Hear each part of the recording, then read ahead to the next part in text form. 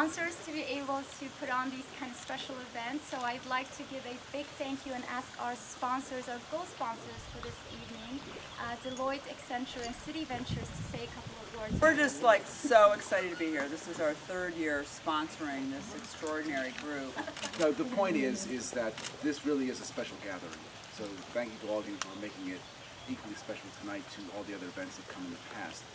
And we're all traveling in different places around the world, and when you say that you're from Silicon Valley, eyes light up, and they ask about what's with the magic of it.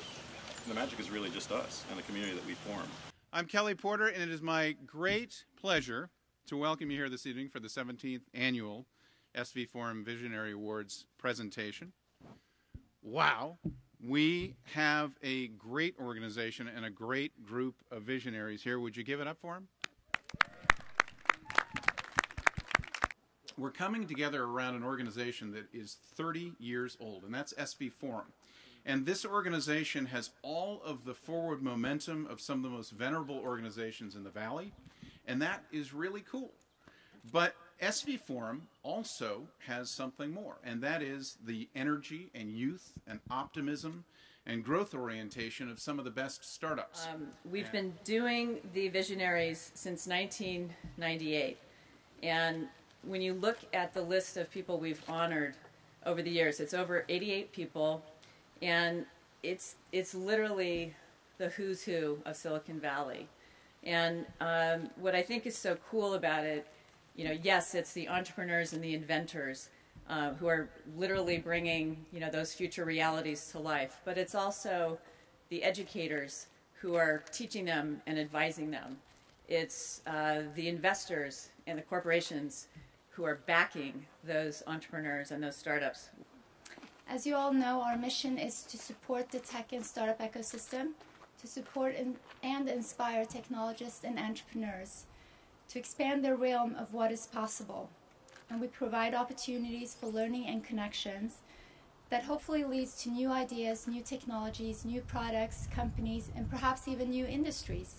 What will we do in practice? Well, three main things. We have three main strategic initiatives. First one is to rejuvenate the organization. We're going to add a layer of cool and new on everything we do. We call this coolify. Coolify, that's a new word.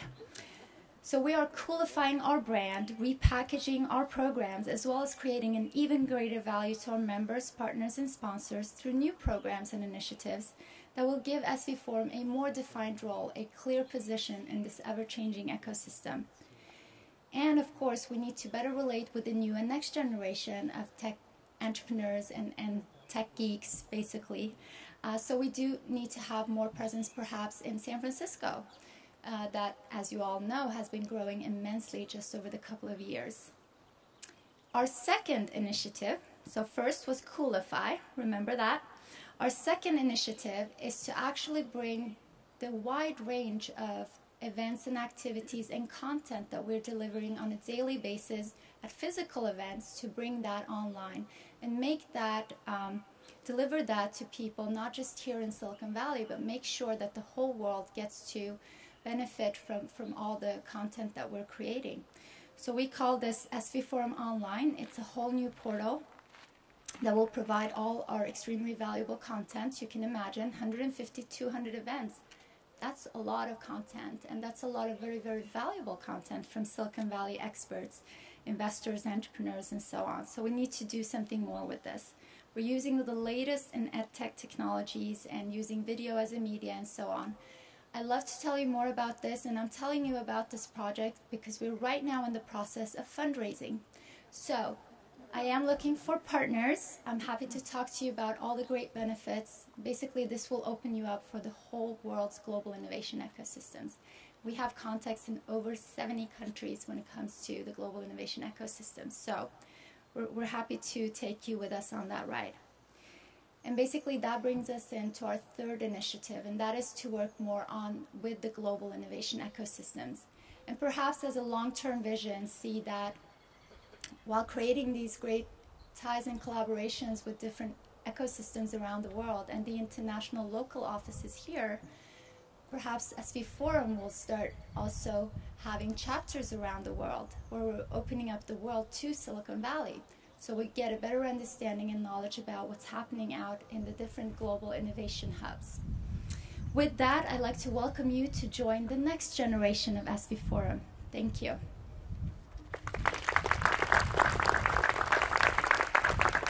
And yes, it's me again.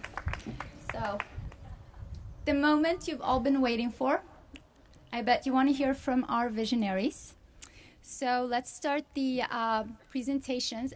Every year, we have introducers that introduce our visionaries when they give their acceptance speech. And the introducers are usually someone that is very, very close to the visionary, as it is this year. So it's either a family member, a friend, or a very close colleague that can tell us those secrets that we wouldn't know. No? Well, there's a lot of media here. Maybe we won't hear all of the secrets, but we'll get a more personal kind of touch to the presentations. So without further ado, I'd like to introduce you to the first introducer, the son of Tim Draper, also UI UX designer, and of course an angel investor. Please welcome Billy Draper. So he was ranked 7th on the Forbes Midas list. He was ranked number 56 on the list of most successful Harvard graduates. I think there's some room for improvement on that one. I'm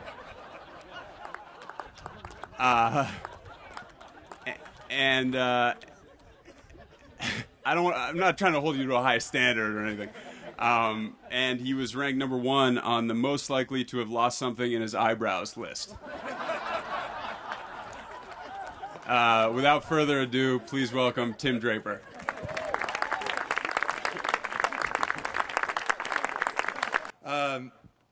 I discovered Skype while I was following the file sharing business and how it was affecting the music industry. So it's really interesting. And then I discovered Draper University. In Draper University, I discovered a new model for education when all I was really trying to do was attract entrepreneurs. So, message is, if you want to be a visionary, go out there and have some accidents. Thank you. And thank you for this award. And it was an instant reminder to me of what it means to be a visionary, somebody who can look into the future, see something, see a problem, visualize the solution, and then draw the future to the present. And that's really what my wife, Jessica Jackley, does. People just sort of in an, of course, why not? Let's just go do this way, would make that future happen. They would go make these stories that they would tell about the what ifs and make them real. And while I may not have been able to put it into these particular words at the time, I know now that this was the beginning of my education and understanding what vision was about and what entrepreneurship was about. It was about telling a new story about the future and making it happen. The story of Silicon Valley is that passion for yes, and Tim's own passion for that word is utterly unbreakable. There's been a lot of recipients of this Visionary Award, but none fit the title better than Tim O'Reilly. When I heard SVForum chose him, my reaction was, yes. Tim?